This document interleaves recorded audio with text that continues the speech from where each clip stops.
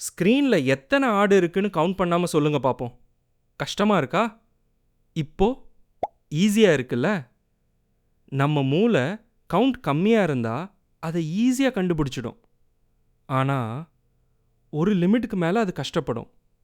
இப்போ யோசிச்சு பாருங்க. 10,000 வருஷத்துக்கு முன்னாடி நீங்க ஒரு ஆடு மேய்க்கிறவர். உங்ககிட்ட நூற்றுக்கணக்கான ஆடு இருக்கு. சாயங்காலம் ஆயிடுச்சு. மேய போன ஆடுங்க எல்லாம் வீட்டுக்கு வந்துருச்சான்னு உங்களுக்கு எப்படி தெரியும்? ரொம்ப ஈஸியா 1 2 3ன்னு கவுண்ட் பண்ண வேண்டியது தானே. ஆனால் இங்கே தான் பிரச்சனையே இருக்குது. உங்கள் லாங்குவேஜில் 1 2 இந்த 2 நம்பருக்கு தான் வார்த்தையே இருக்குது. அதுக்கு மேலே கிடையாது. உதாரணத்துக்கு இப்போ நீங்கள் 3ன்னு சொல்லணுன்னா என்ன பண்ணுவீங்க? யோசிச்சு பாருங்க. 2 and 1 சொல்லியிருப்பீங்க. அதே மாதிரி 4னா 2 and 2ன்னு சொல்லியிருப்பீங்க.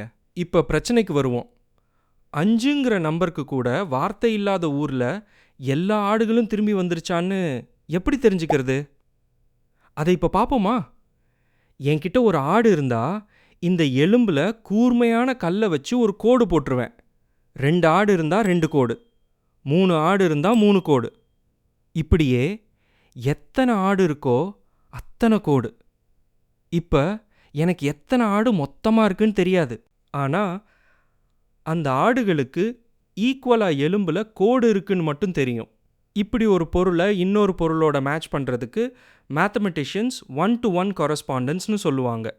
சிம்பிளாக சொல்லணும்னா 1-to-1 மேட்சிங். இப்போ என்கிட்ட 20 ஆடு இருக்குது. அதனால் கண்டிப்பாக எலும்பில் 20 கோடு இருக்கும். சரி, இது எப்படி நமக்கு யூஸ்ஃபுல்லாக இருக்கும்? சாயங்காலம் ஆடுகள் ஒன்றொன்னா வீட்டுக்குள்ளே வரும்போது என் விரலை ஒவ்வொரு கோடாக நகர்த்துவேன். 20 ஆடும் வந்துருச்சுன்னா 20 கோடு முடிஞ்சிடும். ஆனால் எல்லா ஆடுகளும் வந்த பிறகும் எலும்பில் ஒரு கோடு மிச்சம் இருந்தா என்ன அர்த்தம்? ஒரு ஆடு மிஸ் ஆகுதுன்னு அர்த்தம். ஒரு முக்கியமான விஷயத்தை இங்கே நீங்கள் கவனிக்கணும். நான் எத்தனை ஆடு இருக்குன்னு கவுண்ட் பண்ணல, மேட்ச் தான் பண்ணுறேன்.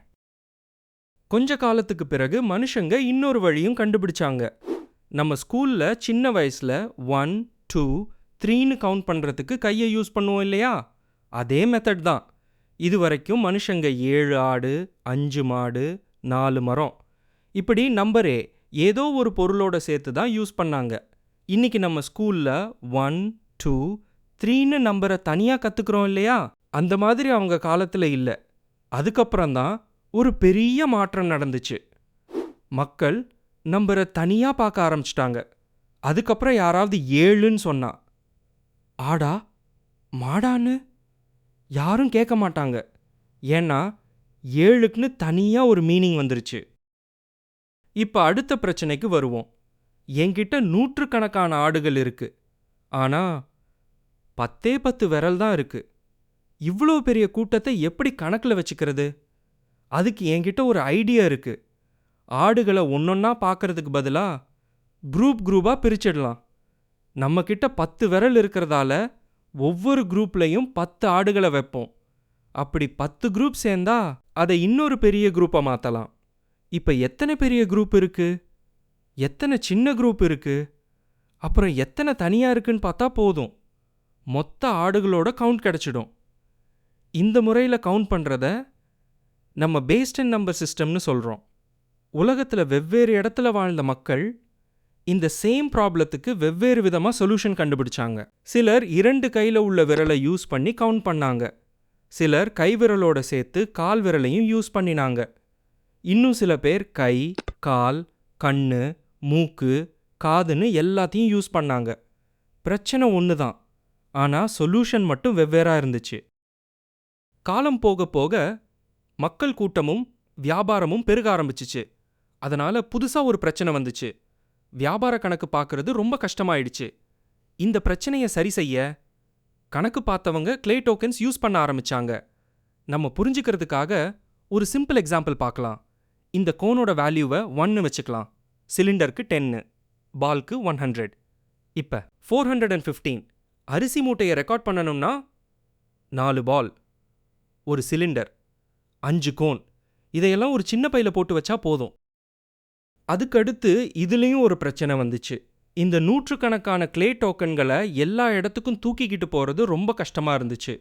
அதனால் மக்கள் இன்னொரு வழியை கண்டுபிடிச்சாங்க. அந்த கணக்கை க்ளே டேப்லெட்டில் எழுத ஆரம்பித்தாங்க. இது வரைக்கும் கணக்கு ஒரு ஃபிசிக்கல் ஆப்ஜெக்டாக இருந்துச்சு. ஆனால் இப்போ அது எழுத்தாக மாறிடுச்சு. இந்த மாதிரி க்ளே டேப்லெட்டில் எழுதப்பட்ட நம்பர் சிஸ்டமில் ரொம்ப ஃபேமஸ் ஆனது பாபிலோனியன்ஸ் யூஸ் பண்ண சிஸ்டம் பேஸ் 60. எதுக்காக 60 செலக்ட் பண்ணாங்கன்னு ஹிஸ்டோரியன்ஸ் பல காரணங்கள் சொல்கிறாங்க. ஆனால் சரியான காரணம் இன்னைக்கு வரைக்கும் நமக்கு தெரியல.